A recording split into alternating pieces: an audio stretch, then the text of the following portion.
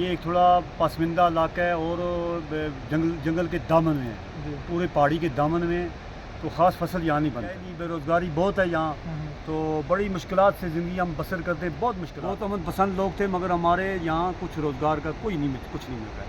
जैसे खेती बाड़ी हम किसान करते हैं, मगर कुछ मिलने हल हो सकता है हर एक चीज़ का। हमारे पास तो हल है, लेकिन हल किसी चीज़ का हल नहीं निकल नहीं।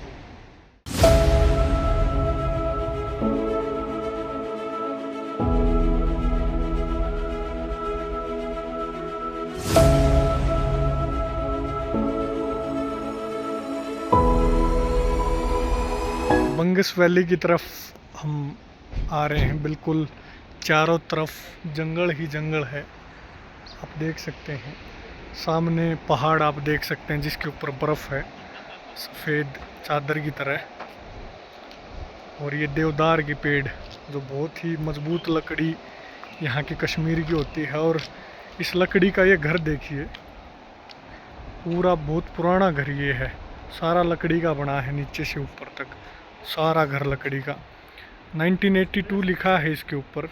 साथियों का कहना है कि ये हो सकता है कि 1982 में बना पूरा लकड़ी का घर ये है। और नीचे अभी हम चलेंगे, उधर दूसरे घर भी देखेंगे। अब सब लकड़ी के घर हैं यहाँ पे। नीचे खेती हो रही है, आगे एक झरना बह रहा है। कुपवाड़ा ज़िले की रेशवारी नौगाम करके एक स्थान है जहाँ भी हम हैं। दो पहाड़ों के बीच जगह है, साथ में झरना है और आप आसपास देख सकते हो लकड़ी के घर हैं। और हमारे साथ अहमद साहब यहाँ के किसान हैं, और जो किसान खेती कर रहे हैं, बैलों से खेती कर रहे हैं। सेब के पेड़ इनके खेत में है। हम इनसे जानेंगे कि आप जो खेती करते हैं, इस खेती के काम से आप कितने संतुष्ट हैं। जो आपको सेब का भाव मिलना चाहिए या खेती में जो आपको भाव मिलना चाहिए, क्या परेशानियां आपको ये खेती करने में आती हैं, आप एक बार ये हमें बताएं। सर, ये बात इस तरह की है कि हमारे को यहाँ हो गया 100 साल से ऊपर हमारा दादा परदादा यहाँ, तो वो खेती बाड़ी करते करते करते तो गुजर भी गए, चले भी गए। तो हमारी जगह ऐसी है, ये एक थोड़ा पसमानदा इलाका है और जंगल के दामन में है, पूरे पहाड़ी के दामन में, तो ख़ास फसल यहाँ नहीं बनता है। अब दादा परदादा जैसे हमारा कर रहे थे, ये बना रहे थे, वो एक रस्म रिवाज एक बनता है कि उसी रीत से हमारे को चलना पड़ता है। तो वही हम लगातार चल रहे हैं, मगर हमारे को इस खेती में अंदर से मिलता कुछ नहीं है। कुछ तो बालू खा जाता है, कुछ बंदर खा जाते हैं, और कुछ बचा खुचा हमारे को मिल गया तो मिल गया है। उसके बाद जो मार्केट का रेट मार्केट का रेट जो है वो बहुत बड़ा ज़बरदस्त है यहाँ। अभी महंगाई का दौर शुरू हो गया है, बहुत ज़बरदस्त से ज़बरदस्त। फिर हम जो प्रोड्यूस करते हैं उसका मिलता नहीं है, मिलता हमारे को उसका अभी कुछ नहीं है। अभी मजदूरी हमारे गांव में थी, वो भी ख़त्म होगी, कहीं मजदूरी है नहीं, बेरोज़गारी बहुत है यहाँ, तो बड़ी मुश्किलात से ज़िंदगी हम बसर करते हैं, बहुत मुश्किलात। तो आपके बेटे बेटियाँ कितनी? जी, हमारे बेटे 4 बेटे 1 बेटी है। 4 बेटे? हाँ, सब पढ़े लिखे भी हैं वो सर। तो अभी ना कोई रोज़गार मिला, ना कुछ, तो मजदूरी भी नहीं मिलती हमारे। अच्छा, रोज़गार। तो ये जैसे बेटा आपका आपका जी जी, ये बेटा। क्या नाम भाई आपका? मेरा नाम आसिफ आसिफ खान। तो आप जैसे खेती करवा रहे हैं, और उसके बाद मतलब आपने कितनी पढ़ाई की है? 12th पास है। 12th पास है, और साथ में अपने पिताजी के साथ खेत में काम करवा रहे। तो मतलब किसान का आप काम देखिए, किसान के घर में जितने भी बच्चे होंगे, जितने बेटे बेटियां हैं, किसान की पत्नी है, सब एक खेत में काम करेंगे। लेकिन जब हम देखते हैं पूरा परिवार खेत में काम करता है, उस तरह से किसान को मिलता इतना नहीं है। चाहे कश्मीर का किसान हो, चाहे केरल का किसान हो, चाहे हरियाणा का किसान हो, किसान के हालात हर जगह एक जैसे हैं। मेरे ख्याल से अगर आप कश्मीर के हालातों को सुधारना चाहते हैं, तो आपको कश्मीर के किसान के हालात सुधारने पड़ेंगे, तभी जाके कश्मीर के नौजवान के हालात को अगर सुधारना चाहते हैं, ये चाहते हैं कि देश को कुछ दे, इसके लिए आपको रोज़गार के अवसर पैदा करने पड़ेंगे, तभी कश्मीर खुशहाल होगा, तभी हरियाणा पंजाब खुशहाल होंगे, तभी पूरा देश खुशहाल होगा, तभी भारत खुशहाल। जी जी, बताइए प्लीज़। सर, 1947 से हम बिल्कुल अपने इंडिया के साथ रहे जी, हमने साथ दिया जी। किसी किस्म का कोई हड़ताल, किसी किस्म का कुछ, हम नौगाम एरिया का जो है हमने कभी कुछ नहीं किया जी। बहुत अमन पसंद लोग रहे हम, मगर अफसोस की बड़ी बात है, ना हमारा कहीं यहाँ अफसर आया कोई पूछने पाछने के लिए हमारे को, ना हमारे खेती बाड़ी वाले आए, जैसे हार्टिकल्चर वाले होते हैं, वो बाग देते हैं, कहीं दवाई देते हैं ज़मीन के लिए, वो कुछ नहीं मिला यहाँ। तो हम बहुत अमन पसंद लोग थे, मगर हमारे यहाँ कुछ रोज़गार का कुछ नहीं मिल रहा है। जैसे खेती बाड़ी हम किसान करते हैं, मगर कुछ मिलने इसमें नहीं मिलता कुछ। बिल्कुल। बहुत मेहरबानी सर और आपकी, आप आपके आने के लिए। बिल्कुल आपकी भी मेहरबानी हमसे बात करने के लिए। आप देख सकते हैं किसान खेत में मेहनत तो कर ही रहे हैं और अपनी बात भी बता रहे हैं कि क्या इनको समस्याएं आ रही है।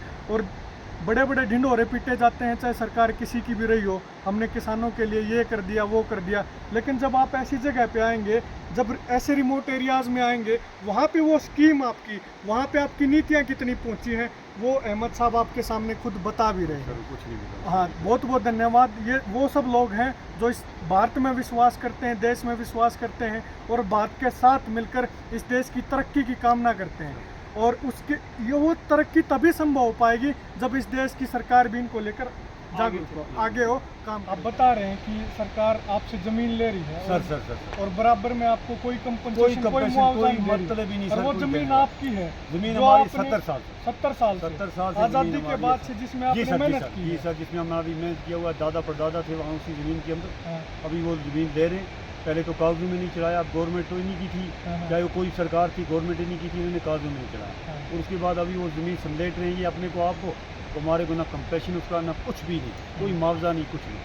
हाँ सर, बहुत इसमें हमारे को बहुत बड़ी गरीबी है, इसकी बहुत आप देख परेशानी सकते हैं इस किसान ने जो 70 साल तक जिस खेत में मेहनत की, सिर्फ इसने नहीं, इनके पिताजी ने, इनके दादाजी ने जो खेत में मेहनत की, उसके बाद ये सरकार वो ज़मीन इनसे ले रही है, बराबर में कुछ दे नहीं रही है और ना इनको घर बनाने की परमिशन दे रही हाँ है सर। कि इसको हम टूरिस्ट सपोर्ट को हम इसको एक्सप्लोर करने के लिए, इसको दिखाने के लिए, सर। बढ़ाने के लिए, टूरिज्म स्पॉट बनाने के लिए, इनको खुद भी अगर ये पैसा लगा के अपने पैसे से कुछ बनाना चाहते तो वो भी इनको नहीं करने दे रहे।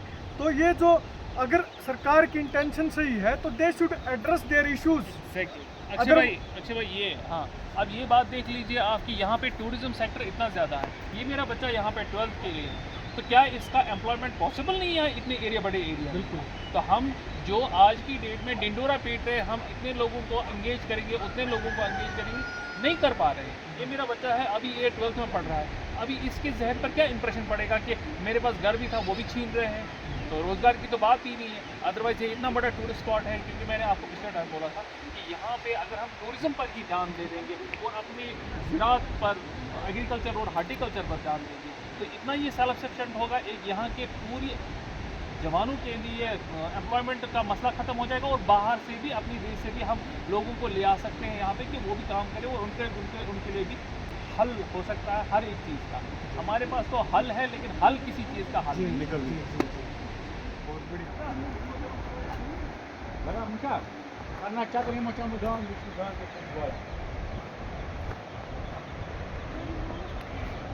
ये यहाँ कश्मीर के खेत हैं, आप देख सकते हैं। ये बैल है यहाँ जो खेती कर रहे हैं, छोटे खेत।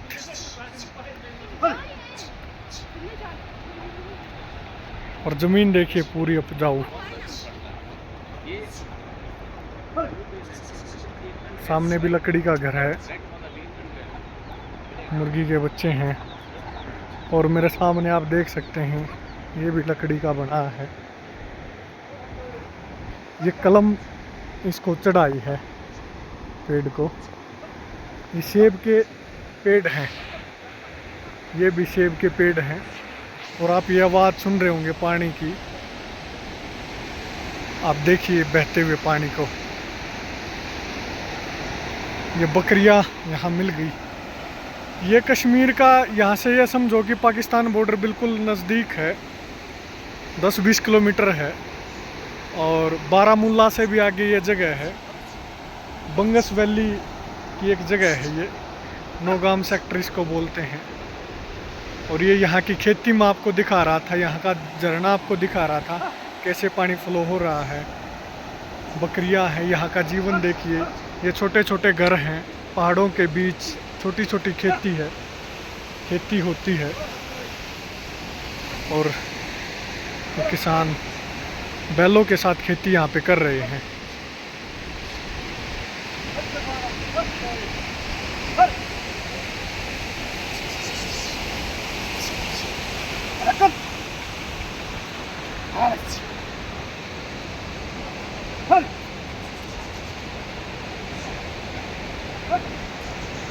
ये इधर देखिए लकड़ी के घर, और यहाँ से कैसा व्यू दिखता है। मैं चारों तरफ एक बार कैमरा दिखाऊंगा आपको। सामने पहाड़